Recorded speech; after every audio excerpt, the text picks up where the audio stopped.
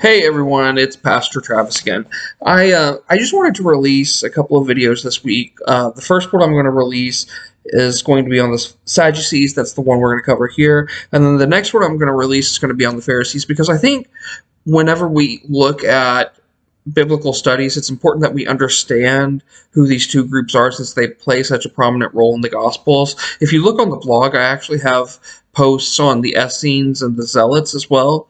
But I want to talk about the Sadducees and Pharisees in particular, because they do play such a prominent role in the Gospels. So, what we're talking about today, who are the Sadducees? I'm going to give you 5 things that you need to know about the Sadducees to kind of get a picture. I mean, this isn't everything that you could possibly know, but it kind of paints a rough picture of who the Sadducees actually were.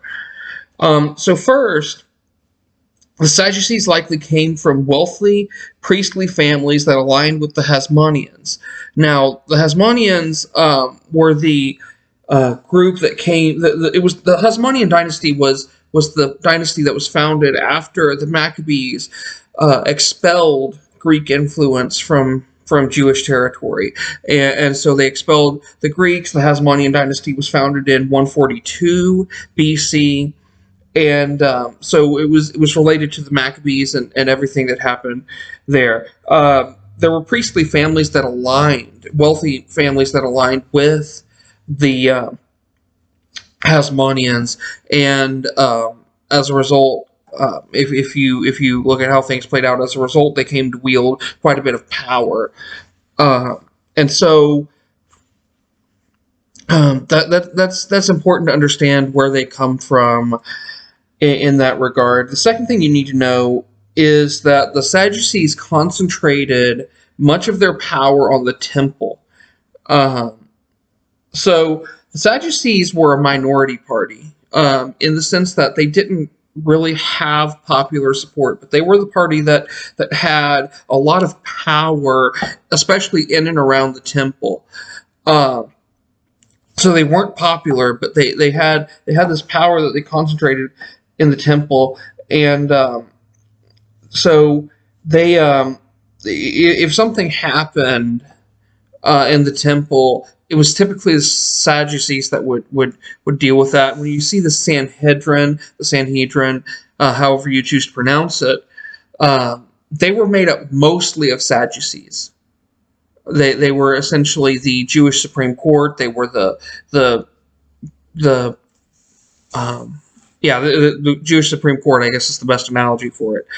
They were essentially the Jewish Supreme Court, and the Sadducees basically held the power there. So they weren't popular, but they had a lot of power in and around the temple. The third thing you need to know is that they only accepted the Torah.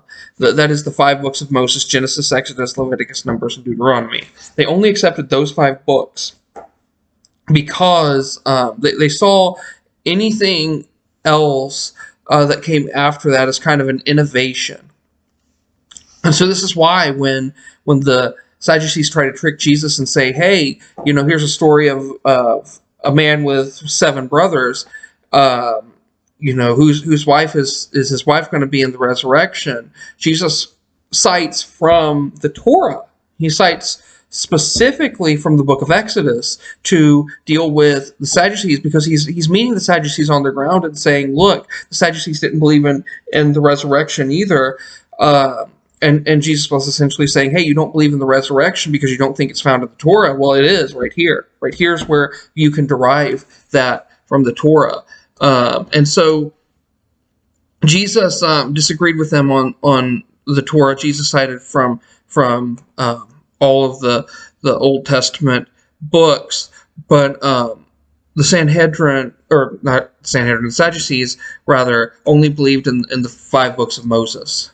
And as a result, they didn't think the doctrine of the resurrection was found in there, so they didn't believe the doctrine of the resurrection. There were some other beliefs that they didn't hold because they didn't think it was found in the Torah.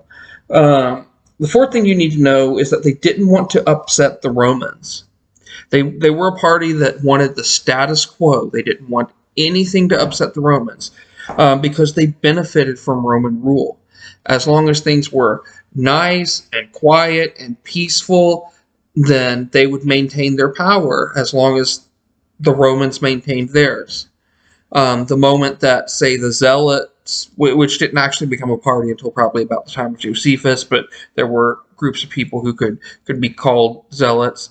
The Zealots, if some of these separatist groups had their way, that might upset Rome, that might shake things up, and that might cause the Sadducees in turn to lose some of their power. And so they wanted things to be nice and calm and just maintain the status quo because it benefited them.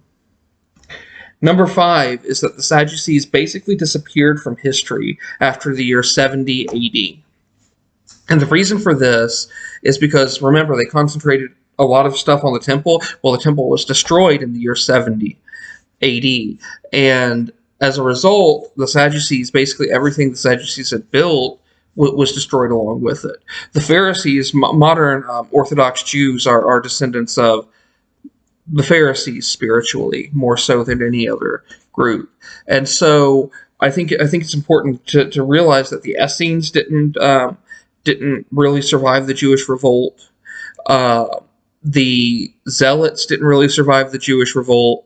The Sadducees didn't really survive the Jewish revolt. The only group that really survived the Jewish revolt were the Pharisees, which we'll talk about in the next video. But those are 5 things that you need to know about the Sadducees to kind of give some context to some of the things that are happening in the New Testament, particularly in the Gospels and Acts, are where we see a lot of issues. Another thing to note, just kind of a bonus, is that Jesus disagreed with the Sadducees on doctrine a lot of times. He disagreed with them on doctrine a lot of times. But, as we'll see in the next video, Jesus disagreed with the Pharisees on practice more so than on doctrine. And so it's really interesting to see how Sadducees had the orthodoxy thing wrong, and the Pharisees had the orthopraxy thing wrong, and so that's an interesting dynamic going on there.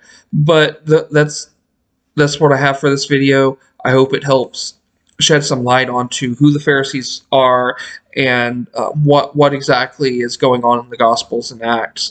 And I'll see y'all in the next video.